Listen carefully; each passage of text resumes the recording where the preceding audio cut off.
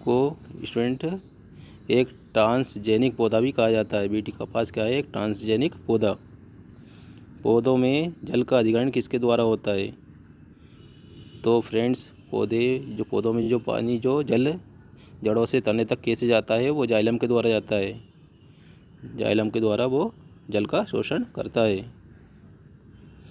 चरने वाले पशु वनस्पति को कैसे बदलते हैं?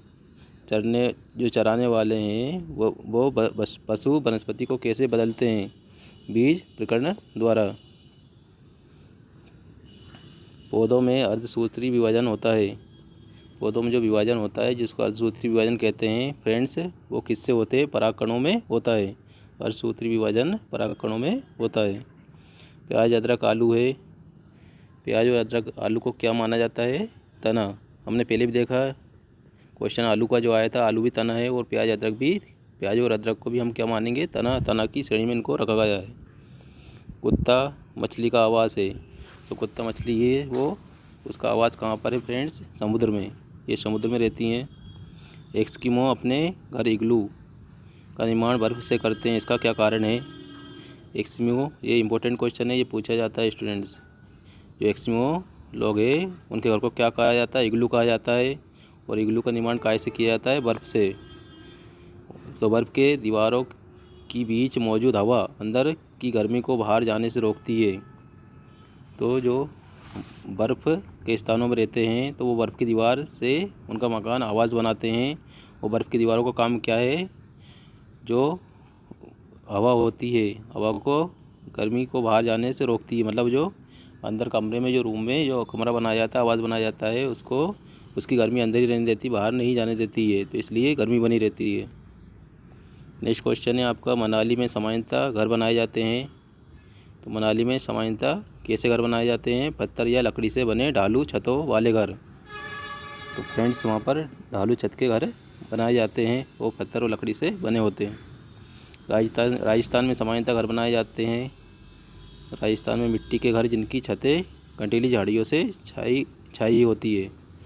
जिनकी घर की छतें कैसी होती है? कंटीली झाड़ियों से बनी होती है। नेक्स्ट क्वेश्चन है आपका, असम में सामान्यतः घर बनाए जाते हैं। और असम के लोग बांस के खंभों पर बने हुए उठे हुए घर बनाते हैं। घर ऊंचे उठे हुए रहते हैं, बांस के खंभों पर बनाते हैं। नेक्स्ट क्वेश्चन है आपका, लद्दाख में सामान्यतः घर बनाए जाते हैं। पत्थर के बने घर, लद्दाख वाले पत्थर से बने घर जिनके फर्श और छतें लकड़ी की बनी होती है। मरुस्थलों में रहने वाले जंतु दिन के अधिक ताप से बचने के लिए क्या करते हैं? तो मरुस्थल में जो जीव रहते हैं, जो जंतु रहते हैं, वो गर्मी से बचने के लिए भूमि के नीचे रहते हैं। हमारे आस पड़ोस के तालाबों में स्थित पौधों की संरचना होती है। हमारे आस पड़ोस के जो तालाब हैं उनमें पौधों की संरचना कैसी होती है? उनका तना लंबा होता है, खोखला होता है एवं हल्का होता है। सबसे ऊंचे पेड़ पर कौन घोंसला बनाता है? तो फ्रेंड्स कौन बनाता है सबसे ऊंचे पेड़ पर घोंसला? चील।